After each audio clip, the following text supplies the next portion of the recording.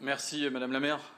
Mes chers collègues, on notera que le premier fait d'armes de votre majorité, recomposée en quelque sorte, est d'avoir intégré M. Causer, qui ce soir a accepté de prendre la procuration de M. Pauvert, élu zémourien.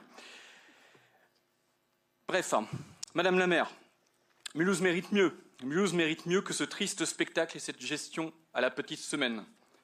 Qui aurait pu imaginer qu'une majorité municipale en vienne à écarter 20% des membres de sa propre équipe du jour au lendemain sur des motifs franchement légers?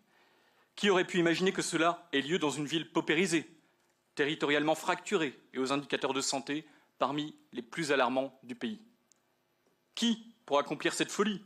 Qui pour pénaliser le service rendu aux habitants? Qui pour chambouler des collectifs de travail après une démutualisation pas encore digérée? Qui pour laisser des services sans élus référents durant 2 mois, si ce ne sont des gens omnipotents, omniscients? Inimaginable, impensable, rarement vu dans une ville de plus de 100 000 habitants, jamais vu à Mulhouse. Et pourtant, vous l'avez fait. Une purge en grand, un coup de balai, un coup de force, signé par les spécialistes du hold-up démocratique, les théoriciens de l'intronisation des maires, Kinder Surprise, en cours de mandat. Oui, c'est vous.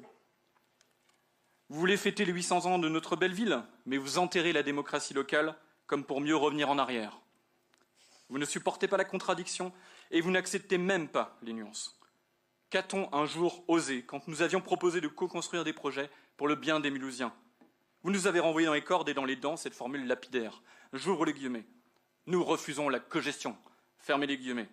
Depuis, nous en sommes presque réduits à utiliser Allo Proximité pour pouvoir un peu agir en notre qualité d'élus municipaux. Encore faut-il tolérer l'existence d'une opposition. Encore faut-il accepter les divergences. Être à la hauteur des enjeux suppose ne pas s'imaginer détenteur d'une ville comme on serait détenteur d'une rente. Mulhouse, ville des parcours humains entravés, ville-monde, et donc creuset culturel incomparable, ville des diversités et des fiertés, ville colorée, ville animée, tantôt désirée, tantôt détestée, est un peu finalement à l'opposé de votre vision étriquée, fermée et privilégiée. Cette crise signe finalement l'échec de votre politique. Une politique qui ne marche que sur une jambe.